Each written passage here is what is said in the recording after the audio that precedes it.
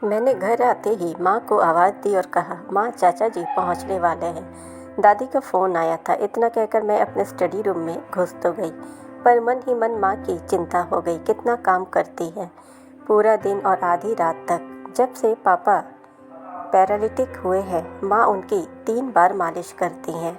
6 foot के हट्टे कट्टे पापा, उफ। मैं फिर पढ़ाई छोड़कर ये सब सोचने लग गई।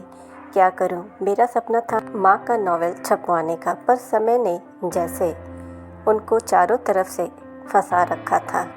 कल ही उन्होंने दादी को अपनी शादी वाले कंगन दिए थे कि दादी उनको बेचकर राशन पानी बिजली का बिल आदि चुका सके।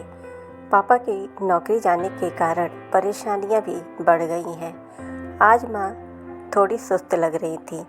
मैंने पूछा भी, पर टाल गई। फिर मैं भी पढ़ाई में रम गई। पिछले 1 हफ्ते से उनको बाहर जाना पड़ रहा है। बेचारी आते ही घर के तमाम काम निपटाने लगती हैं। आज मुझे नींद आ रही है। मैं रह रह कर माँ को सोच रही, जाने क्यों उनका उतरा सा चेहरा मेरा मन घबरा गया। मैं माँ के कमरे में पहुँच गई, पर ये क्या, माँ वहाँ थी ही नहीं। अरे माँ कहाँ है? मैंने मन ही मन सोचा। तब तक मेरी नज़र पापा के कमरे की तरफ पड़ी। माँ पापा के कमरे में नीचे बैठी कुछ कर रही थी। मैं चुपचाप लौट आई। आज माँ अपनी दवा लेने गई हैं। मैं चहलकदमी करने लगी, पता नहीं कब आएंगी। भूख जोरों की लगी है। किचन में पहुंची तो पूरा खाना बना रखा है।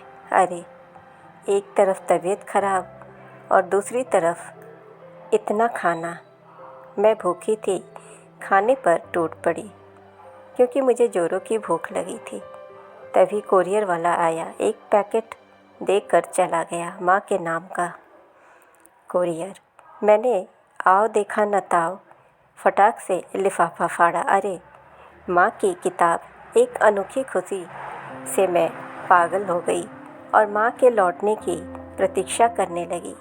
तभी मामा जी ने घर में प्रवेश किया। पापा को कुर्सी पर बैठा कर बोले, चलो शैलजा ने बुलाया है सबको। माँ ने, पर कहाँ मामा? मैं अधीरता से पूछी। चलो फिर बताता हूँ, मामा ने बहुत प्यार से कहा। मैं अनमने मन से गाड़ी में बैठ गई। इंटर फाइनल में हूँ मैं। इसी वर्ष इतनी परेशानियाँ आ रही। गाड़ी रुकी तो माँ के साथ करीब वहाँ 12-13 बूढ़ी महिलाओं को देखकर मैं चौंक पड़ी। माँ ये सब कौन है और ये क्या है? माँ ने गंभीरता से कहा, तुम्हारे चाचा ने हम सब का ये घर बेच दिया है। पापा की बीमारी के बाद ये हम सब लोगों से संबंध भी पहले जैसे नहीं रहे। आज हम लोगों को ये घर छोड़ना है। तो मामा की मदद से मैंने 1 सप्ताह की भाग दौड़ के बाद ये घर खरीद लिया है। और हाँ बेटा, यहाँ हम सबके साथ ये विधवा माताएं भी रहेंगी। पर माँ ये सब अपने। हाँ बेटी, मेरी पुस्तक पर मुझे 5 लाख रुपए का इनाम मिला है। तो मैंने सोचा, एक परिवार छूटा तो क्या, हम सब इन निराश्रित माताओं को ही अपना परिवार बना लेंगे और इन लोगों को परिवार की कमी महसूस नहीं होने देंगे। कहकर माँ ने पापा की तरफ बहुत प्यार से देखा।